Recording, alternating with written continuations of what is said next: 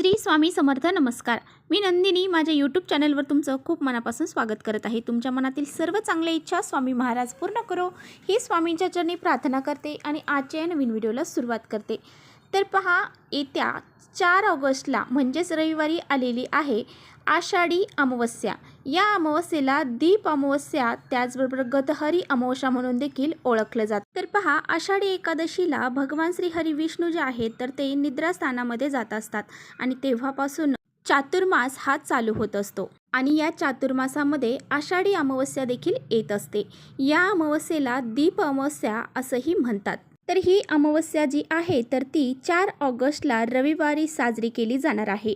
5 ऑगस्टपासून श्रावण हा चालू होणार आहे. तर पहा, प्रत्येक महिन्यामध्ये अमावस्या तिथी ही येत असते आणि प्रत्येक अमावस्या तिथीचं महत्त्व जे आहे तर ते वेगवेगळं असतं. आषाढी अमावस्येच्या दिवशी दिव्यांची पूजा केली जाते.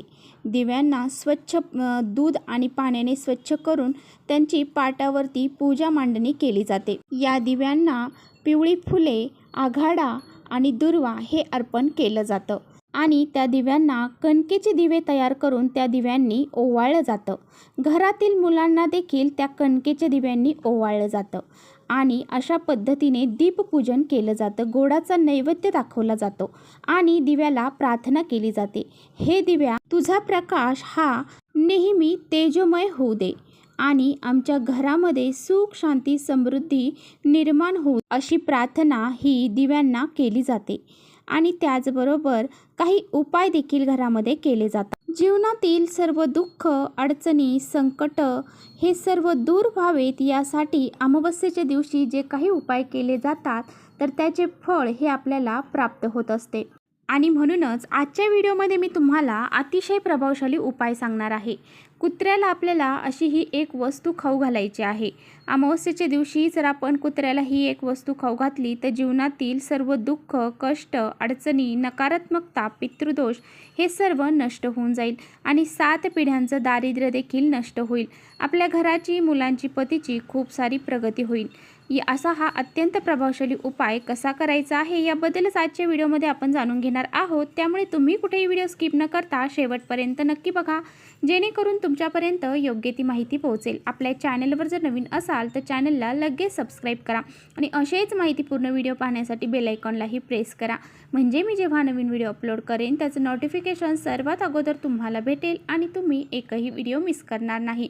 त्याचबरोबर कमेंट्समध्ये ओम नमो भगवते वासुदेवाय नमः हे लिहायला देखील विसरू नका. आणि व्हिडिओ तुम्हाला माहितीपूर्ण वाटत असेल तर आपल्या मित्रपरिवारांसोबत शेअर देखील करा. अमावस्या हा दिवस घरातील नकारात्मकता दूर करण्यासाठी अतिशय महत्त्वाचा मानला जातो. या दिवशी आपण माता लक्ष्मीची, भगवान विष्णूंची पूजा करत असतो. त्याचबरोबर आपण आपल्या पित्रांची देखील या दिवशी पूजा करत असतो. अमावस्येच्या दिवशी आपले पित्र जे असतात ना ते कोणत्या ना कोणत्या रूपामध्ये आपल्या घरी येत असतात.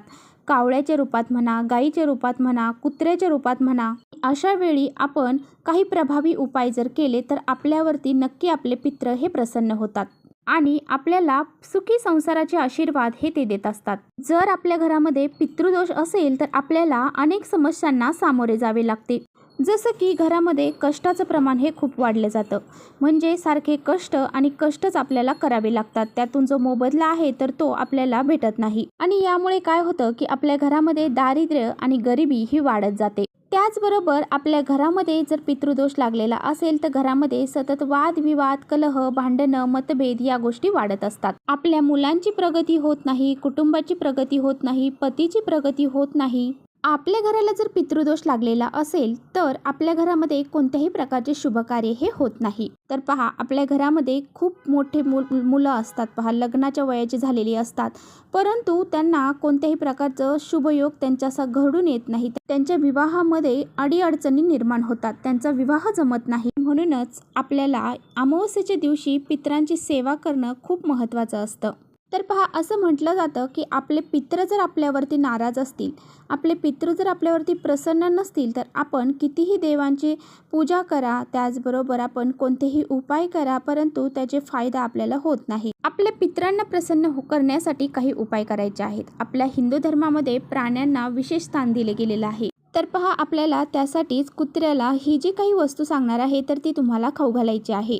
पितृशांतीसाठी आपल्याला हा उपाय करायचा आहे. हा जो उपाय आहे तर तो घरातील कर्त्या पुरुषाने करायचा आहे. जो घरातील वडीलधारी व्यक्ती आहे त्याने करायचा आहे. तर पहा, तुम्हाला एक चपाती बनवायची आहे. ही चपाती बनवताना तुम्हाला त्यामध्ये थोडासा गुळाचा खडा देखील घालायचा आहे आणि त्यानंतर ही चपाती बनवायची आहे. अगदी थोडासा गुळाचा खडा घालायचा आहे, जास्त पण नाही. त्यानंतर तुम्हाला थोडासा भंडारा घ्यायचा आहे, जी हळद असते ती. आणि पहा, तुम्हाला हे सर्व घेऊन काळ्या रंगाचं कुत्रं जर तुम्हाला भेटलं तर तिथे जायचं आहे, किंवा तुमच्या घरातच असेल तरी सुद्धा चालेल. सर्वात अगोदर जी हळद आपण घेऊन गेलेला आहोत त्याचा टिळक तुम्हाला त्या कुत्र्याच्या डोक्यावरती लावायचा आहे. त्यानंतर तुम्हाला ती चपाती आणि तो गूळ जो आहे तर तो कुत्र्याला खाऊ घालायचा आहे. असं म्हटलं जातं की अमावस्येच्या दिवशी काळ्या कुत्र्याला जर चपातीबरोबर थोडासा गूळ खाऊ घातला तर तुमच्या जे काही पितृ आहेत तर ते तुमच्यावरती प्रसन्न होत. तुमच्या जीवनातील सर्व दुःख अडचणी दूर होऊन तुम्हाला ते सुखी संसाराचे आशीर्वाद देत असतात. आणि पहा, तुमच्या घरामध्ये देखील अशा अनेक समस्या असतील तर तुम्हाला असा हा एक उपाय नक्की करायचा आहे. तर पहा, जर तुम्हाला काळं कुत्रं नाही भेटलं तर इतर कोणत्या रंगाचं कुत्रं जरी तुम्हाला भेटलं तर त्यालासुद्धा तुम्ही ही चपाती खाऊ घालू शकता. अशा पद्धतीने हा उपाय तुम्हाला करायचा आहे. त्याचबरोबर तुमच्या घरामध्ये जर काही शत्रू असतील किंवा आसपास शत्रू असतील, त्या शत्रूंमुळं तुम्ही कोणतंही काम करायला गेलं तर ते पूर्ण होत नसेल, तुमचे काही गुपित शत्रू देखील असू शकतात, किंवा तुमच्या कुटुंबामध्येच काही जे माणसं असतील तर ते तुमचे एकमेकांचे शत्रू बनलेले असतील, तर तुम्हाला काय करायचं आहे, तर योगायोगाने तुम्हाला ही अमावस्या जी आहे तर ती रविवारी आलेली आहे. आणि पहा, हा उपाय देखील आपण रविवारीच करू शकतो. तर तुम्हाला काय करायचं आहे, थोडीशी हरभऱ्याची डाळ असते तर ती थोडी भिजवायची आहे. त्यावरती एक गुळाचा खडा ठेवायचा आहे. तर अशा डाळ आणि तो गुळाचा खडा जो आहे तर तो तुम्हाला कुत्र्याला खाऊ घालायचा आहे. किंवा तुम्ही डाळ न भिजवता नुसती डाळच कुत्र्याला खाऊ घातली तरी सुद्धा चालेल. जर आपण असं केलं तर आपल्याला कुणाचीही शत्रुबाधा लागलेली असेल किंवा कोणताही शत्रू तुमचा असेल तर तो नष्ट होऊन जातो. शत्रू हा स्वतः तुमची माफी मागेल, तुमच्या पुढे गुडघे टेकविल, असा हा अत्यंत प्रभावशाली उपाय आहे. जर तुमच्या जीवनामध्ये देखील काही शत्रू असतील आणि तुम्हाला तुमच्या प्रगतीमध्ये ते अडथळा निर्माण करत असतील तर तुम्हाला असा हा एक उपाय ह्या अमावस्येला करायचा. त्याचबरोबर तुमच्या घरामध्ये सतत पैशांच्या अडचणी जाणवत आहेत, आलेला पैसा हा घरामध्ये टिकत नाही, तुम्ही फक्त कष्ट आणि मेहनतच करत आहात आणि त्या कष्टातून मेहनतीतून तुम्हाला योग्य मोबदला मिळत नाही.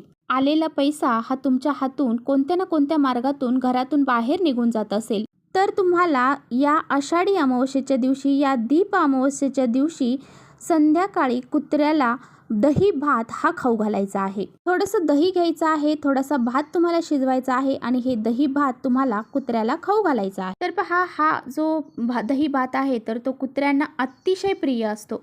त्यामुळे जर अशा पद्धतीने जर तुम्ही हा उपाय केला तर तुमच्या घरामध्ये पैशांच्या समस्या असतील त्या दूर होऊन जातील, घरामध्ये पैसा येऊ लागेल आणि तुमची आर्थिक समस्याही दूर होऊन जाईल. तर पहा, असा हा एक उपाय तुम्ही या दीप अमावस्येला नक्की करून पहा.